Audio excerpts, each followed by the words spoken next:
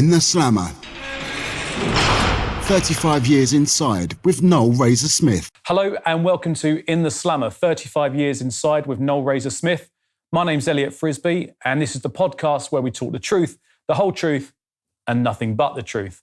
Now, Noel, in a previous podcast, we started talking about the first night and what that was like for people. I thought it was going to be a really great podcast. I thought we'd get some really good information on that.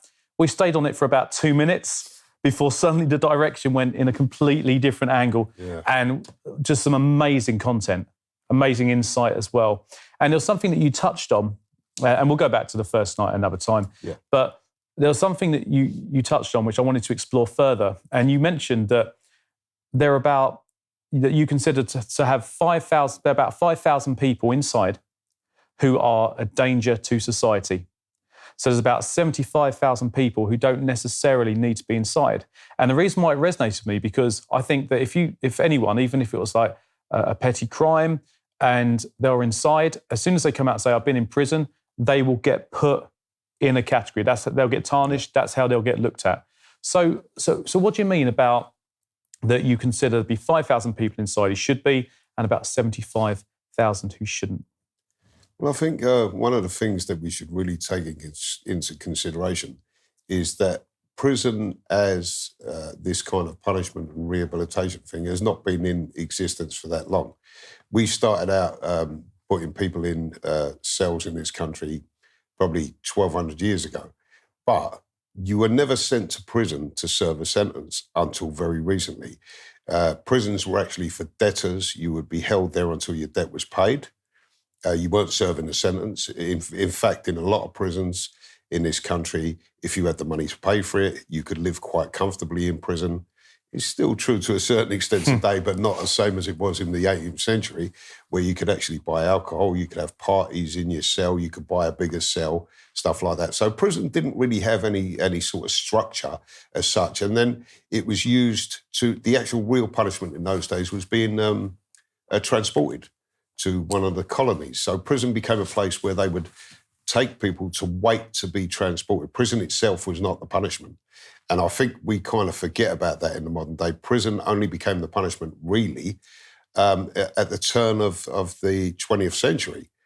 And they started to get this ethos where you could actually put people in prison, not just to contain them, but to actually teach them something and to get them to change their ways. In the beginning, it was mainly a religious thing. So prisoners were held in complete solitary confinement. Funny enough, with echoes of what's happening today, you had to wear a mask in prison. If you were a prisoner, you had to have that mask on all the time unless you were in your cell on your own. And the reason for that was they thought that if you were able to talk to other prisoners or recognise other prisoners, you would be plotting sedition and you would be planning crime and you wouldn't be thinking about your own penance, which is what you were there for. This is why prisons still in America are called penitentiaries, because you were sent there to be a penitent, to change your ways. And that's like the... I did not know that. Yeah, I did not know that. Yeah. So what you're talking about is that in the 19th century... so it was around that time you didn't go there to actually serve time. No. So just talk us through. So what would actually happen back then? Because this is really interesting. You could prison was basically this. If you owed a debt, if you were a trader and you owed a debt to another trader, and the trader took out a court order on you, you could then be placed in prison until you or whoever you associated with paid that debt. So there was no set sentence. You were put in there until the debt was paid. So while you were in there was no kind of interference. You weren't being rehabilitated. They didn't think there was any such thing as rehabilitation. So actually it was a holding place for people to mark time while they were waiting for their real punishment, say being transported off the death penalty or whatever. So that those people who were in there were treated as normal citizens, apart from the fact that they were in the clink actually waiting to pay their debts or to go somewhere else. So if they had money, or if they had any influence, they could live quite well in prison. You know, prison wasn't a place where they took people and said, let's change their ways. That's only a relatively new concept, getting people to change their ways. And as I say, it comes from the religious side of things. So what we've actually got is this kind of weird hangover where the turn of the 20th century kind of everything was going, that they were looking at rehabilitating people, actually taking people into prison. This would be your sentence. Instead of just being held and then being transported, you would be held. But while you were being held, the idea was to get you to change your ways, because it's pointless just holding somebody. If you take someone into prison, this is a strange thing about our prison system. You take someone into prison for 30 years and they spend 30 years in prison, and you don't give them any rehabilitation and you just let them live their life. When they get out, what's changed? Nothing's changed except they'd lost 30 years.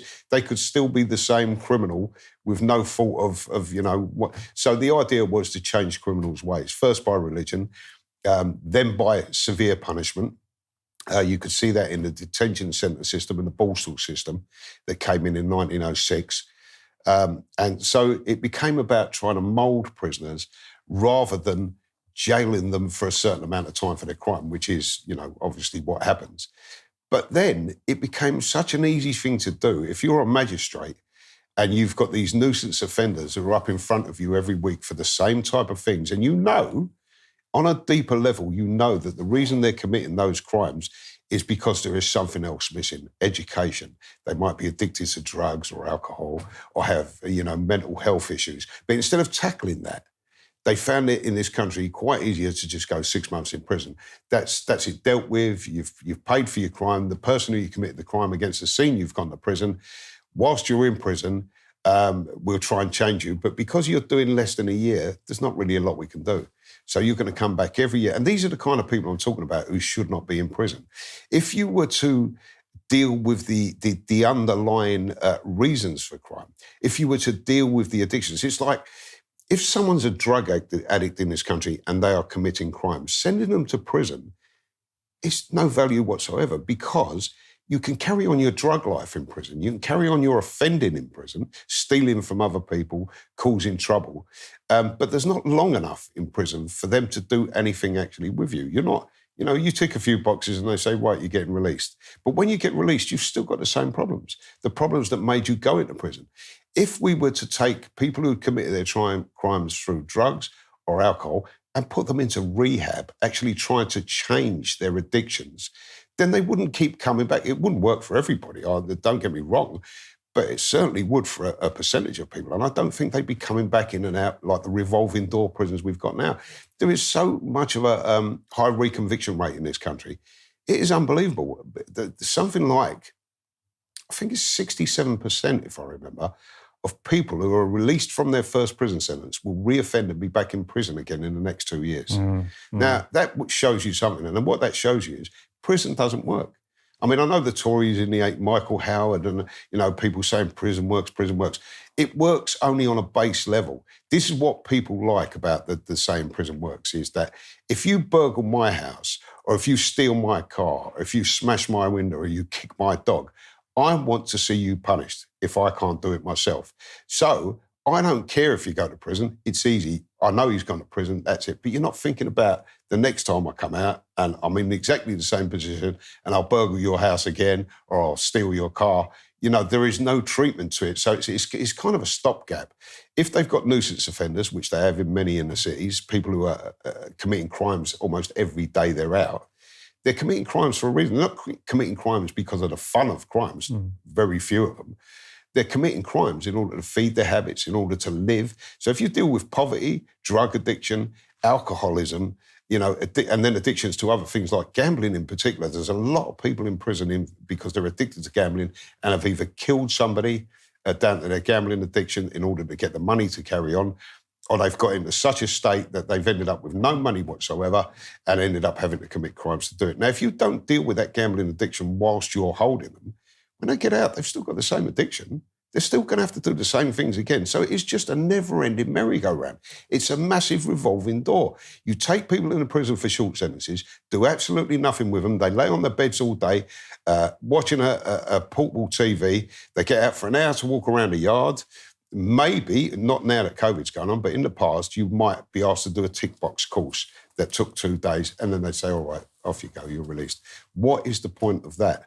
We should be working on, and it's been said in the past, and it's true today, work on the causes of crime rather than crime itself. But there'll be people, I'm sure, in the prison system who say, we're doing that. We do that while we're inside. We offer courses. We offer rehabilitation. So, and does that go on? And the question is there enough of it? Are they just ticking a box by doing it? Do you actually, when you're inside, do you actually feel like there are options for you to help in whatever situation you're going through? Well, once again, it's kind of a mixed bag there.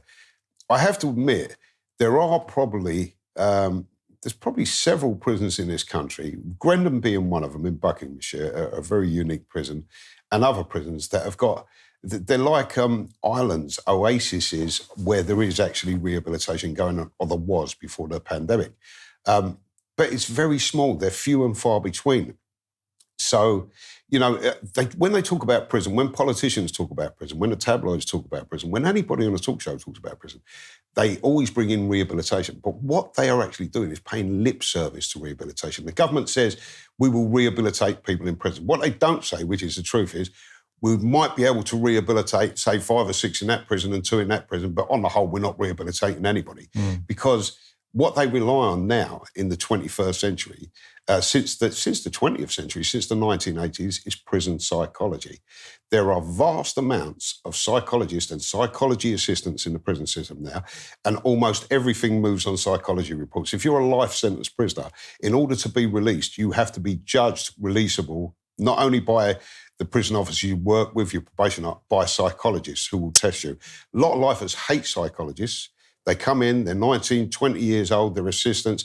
They're there to write a story on your life, to write a report on your life. They know you for 5 minutes. They write a report on whether you're going to be released in the next 10 years, whether you're going to get out, whether you're going to go to another prison. So in order to validate their work, what came in conjunction with this was psychology courses. So you'll have something like, say, I don't know what it's called now because they changed the name of it many times, thinking skills. Now, every prisoner who wants to move on or get ahead has to do this course. Now, I mean, their psychology, you would think that they would realise that if you give prisoners who, by accounts, by all, judgments, do not stick to the rules and always looking for a way around things, that's what prisoners are like, because they're living under a fairly harsh regime. So if you give prisoners a psychology course to prove that they've changed their ways, and what you do is you give them a 50-question questionnaire at the beginning, which they have to fill in, and at the end of the 2-week course, you give them another 50-question questionnaire, exactly the same as the first one they filled in, and if they filled that in a good way, they've passed the course. Prisoners are going to go, I know I'm going to do it, and I've done the course 3 times and I've done it. First one, I'll give you an example. A question might say, this is an actual question from one of the courses. You're in a pub, you see your girlfriend, you go up to the bar, you see your girlfriend and wife talking to somebody else, you come back, he's sitting at the table. Do you A, punch him in the face or glass him, B, ask what's going on, or C, just accept that it might be a friend or a cousin and just go happily along with your life? So what prisoners do is, they know the coup. So on A, before they've done the course, they will say, I'll glass him in the face. And at the end of the course, they'll say, I'll just sit there because it might be a cousin. They know the coup. Mm-hmm. You can't fool prisoners with stuff like that. But statistically and on paper, if you say 20,000 prisoners have completed the thinking skills course set by psychology, which is costing the prison a massive amount of money, it looks like you're doing something. But in reality, of those 20,000, probably about 12,000 have just done the course because they have to do the course in order to progress. They've just rumped their way through the course. They ain't really took anything in. And that's how it works in prison. There are all these courses. There's very few. Anger management. I've done the anger management course in prison 5 times. What they make you do. And is it the same each time? Is it slightly different? I mean, if you go to prison A, is it the same anger management course as... Yeah. So you've got a good memory. You're doing, Yeah, oh yeah. Yeah. But here's the thing about the anger management course. You have to think to yourself for a moment, how many angry people do you think there are in prison? And I'm talking about people who have got no stop, they've got no emergency button, people who are in prison because they cannot be trusted outside, they're so angry that they burst into it. Now, those people, what do you think the anger management course, what do you think the main message of the anger management course is for those people? It's count to 10. The whole course, 2 weeks, you could condense it out to one thing, count to 10 before you act. But you can't count to 10 in prison. You can count to 10 outside. In prison, by the time you got to 3, somebody would be sticking a blade in your neck. You have to be on your toes in prison with arguments because they develop into violence. But you say about the anger management, do you have to do that course? Do you get like? I mean, I've been inside, right? So what do you do? Do you get like options? They say, right, here are some courses you can do. You've got to pick one, or you can pick one. This is the interesting thing about it, Elliott. Right? They claim, if you look at it in the prison bump, they claim that all of these courses are voluntary, right? Which they are. You have to volunteer for them. But they also let prisoners know. They tell you up front, if you don't volunteer, don't expect anything.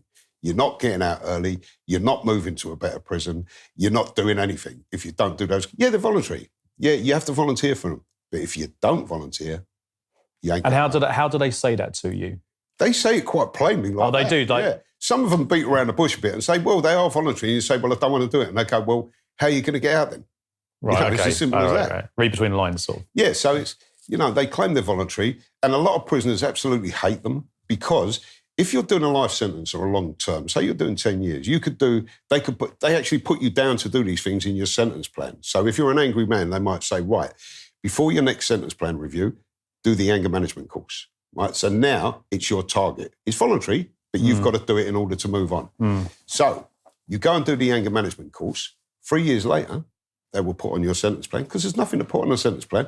Take a refresher course in anger management. So you're doing the same course over and over again. In one 19-year sentence, I've done the anger management course 5 times, and I've done the thinking skills course 4 times. What is the point of that? Who writes the course? Psychology people. Psychologists. People who have an idea or don't have an idea? People who on the whole, on paper, and without sort of the trappings of prison, would look like very great academic people who have some fantastic ideas. But when it comes to putting it into practice in an environment like the prison system, everything is upside down. You might write out a great course that you think, wow, this would be really good. The trouble is, when they're writing them, they're thinking about people outside. So the anger management course, if you're outside and you're doing an anger management course and you say, right, I nearly had a fight today, and somebody says to you on that course, what you've got to do is slow yourself down, think about it and walk away. That's great advice outside because you can go anywhere you like. In prison, you can't. You might be arguing with a geezer you're going to see for the next 10 years. So if you don't deal with it now, it's going on. Plus, the thing is as well, is if you're in a heated situation and you are counting to 10 and the other person isn't counting to 10. Exactly. They're going to see that as a window, aren't they? Of course, yeah. Yeah. People see it as a weakness as well. And if you go on anger management courses, they just think you're weak. And they can then take the piss out of you because you've been on the course, and if you explode, you failed. Okay. And do you get judged? Do you get judged if you take a particular course? Like, do you want to see your other inmates do well? Or do you laugh about it? Because do you want to say, actually, I wouldn't mind doing this course because I want to sort of, hopefully it will help me. But I'm going to play it down to your other inmates because you don't want to take the piss or something like that? Well, it's kind of become, I'll explain it in this way to you. I was actually on the first ever anger management course that was introduced in this country. In 1989, I was in a prison on the Isle of Wight, HMP Albany, which was a dispersal prison and top security. And they got this course, 2 psychologists, women. They asked for volunteers, nobody volunteered. So the prison eventually chose the 12 angriest men in the prison, 12 angry men, and put us on this course, this anger management course. Genius. The only reason we went is because the 2 psychologists were quite pretty women, young women, and we got chocolate biscuits and coffee, which you never see in jail unless you can afford to buy them. So that was kind of the enticement to do this course. Now, you can send 12 people onto that course, and I think it was a 12-day course, and by the 4th day, there were 7 of us were in the block for angry incidents. We'd been put within a prison for that shows the course isn't working. Yeah. And the actual course work they used, it had come from New Zealand, the actual package. So we were in a prison on the Isle of Wight watching 1970s videos, I must have, very poor quality, of Maoris getting drunk and attacking their wives and stuff like that in the 70s. And that, to us, was supposed to be an example of how you could control your temper. So we didn't relate to any of it at all. It was like Mary's getting drunk and beating their wives up. To us, it was interesting, but what's it got to do with our lives? I'm in a prison. I can get drunk if I want to, but I'm not going to beat my wife up. That's a bit simplistic, but no, that was the kind of thing we were thinking on it. Do you know, I feel like in this conversation, we've now just opened up another whole load of discussion to have. And I just want to point out as well is that if you do have a question for Noel, get in contact with us at intheslammer at monkeynutuk.com. So that's intheslammer@monkeynutuk.com. And Noel, you'll try your best to help. Yeah. And also as well, it's if you're going through something, if you're, you're in, you've done a bit of crime, you've been inside, you're worried about it, you want to find a way out, find them over. You don't have to give your name. Just ask your question. Noel's here to help. He really is. I feel like we should wrap it up here.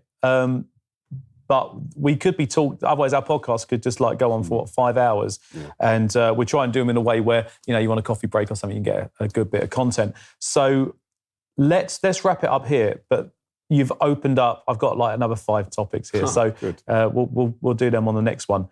But thank you very much. I think we'll have to definitely explore a little bit more. I mean, when you said about that New Zealand, what's that New Zealand video? Yeah. I mean, that shouldn't be happening. I mean, that's just ridiculous, isn't it? Yeah. All right, cool. Well, thank you very much. If you're on YouTube, if you're watching it on the video, do leave a comment below, ask some questions below, give it a like, please subscribe and share it with your mates. Noel, thanks very much. No problem. You've been listening to In the Slammer with Noel Razor Smith, hosted by Elliott Frisby, music by Andrew Stamp, produced by Chris Byland, recorded at MonkeyNut Audiobooks. For more information, visit the In the Slammer Facebook page or visit monkeynut.uk.com.